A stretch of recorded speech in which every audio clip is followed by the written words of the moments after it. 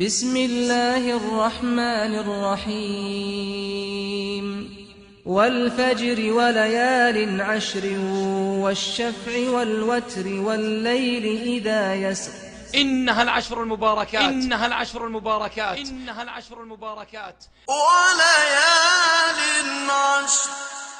عشر ذي الحجة التي أقسم الله سبحانه وتعالى بها تعظيما لشأنها وتنبيها على فضلها ولفتا للأنظار إلى مكانتها، فقال سبحانه: والفجر وليال عشر والشفع والوتر والليل إذا يسر هل في ذلك قسم لذي حجر.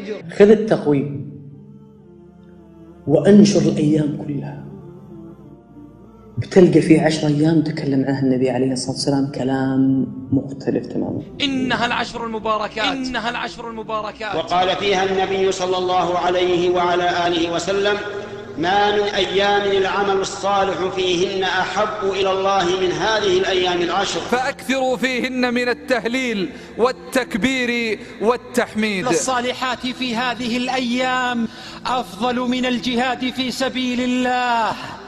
إي والله أفضل من الجهاد في سبيل الله. فلتكن لنا أعمال نتقرب بها إلى الله. يستحي الإنسان أن يقدم على الله ويديه صفرا، وأعظم ما يمكن أن يؤتى أداء الفرائض على أكمل وجه. الصلاة أعظم ما وصى به النبي صلى الله عليه وسلم أمته. ومن أعظم أنواع هذه العبادات وأفضلها، وهي من أفضل ما يعمل في هذه الأيام العشر، هو الذكر بجميع أنواع كما سأبين بعد قليل.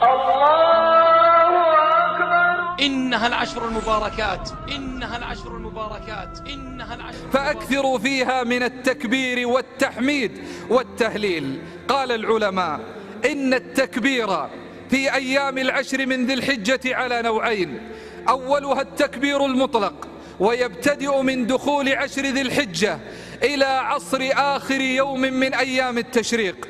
وأما التكبير المقيد والذي روي عن علي رضي الله عنه وعن عمر فيكون أدبار الصلوات، ويكون من فجر يوم عرفة إلى عصر آخر يوم من أيام التشريق. وصيغته: الله أكبر الله أكبر لا إله إلا الله الله أكبر ولله الحمد. كبر وأنت في بيتك، كبر الآن وأنت تسمعني. علمها أولادك أن يكبروا. إذا خرجت إلى السوق فكبر، إذا خرجت إلى المستشفى فكبر، إذا مشيت إلى المسجد فكبر، إذا صليت في المسجد فكبر. إنها العشر المباركات إنها العشر المباركات وليال عشر. وأفضل ما يتقرب الإنسان فيه في هذه الأيام إلى ربه جل وعلا أن يحج البيت. وأذن في الناس بالحج يأتوك رجالا وعلى كل ضامر يأتين من كل فج عميق. لبيك اللهم. الحج ليس له جزاء، الحج ليس له جزاء إلا الجنة. كلنا عليه من الذنوب والخطايا ما يتمنى أن يتخلص منها. كيف يتخلص؟ قال: من حج فلم يرفث ولم يفسق رجع من ذنوبه كيوم ولدته أمه. إنها العشر المباركات إنها العشر المباركات وليال عشر. ومن فضائلها ومنزلتها أن النبي صلى الله عليه وسلم كان يحث الأمة على صيام يوم عرفة الذي هو خير أيام العام على الإطلاق. كما بين النبي صلى الله عليه وسلم أن صيام يوم عرفة يكفر سنتين، السنة الماضية والسنة القابلة، فينبغي أن يحرص المرء على صيامه. إنها العشر المباركات إنها العشر المباركات وليال عشر. استعدوا ليوم العيد بكثرة إنهار الدم لله فيه، فأجرها مخلوف على العبد. فصل لربك وانحر. هذه هي أيام الذكر والتكبير والتهليل. وسبح بحمد ربك قبل طلوع الشمس وقبل الغروب. إذا جمعت هذه الخصال انأ بنفسك عن المواطن التي يعصى الله جل وعلا فيها.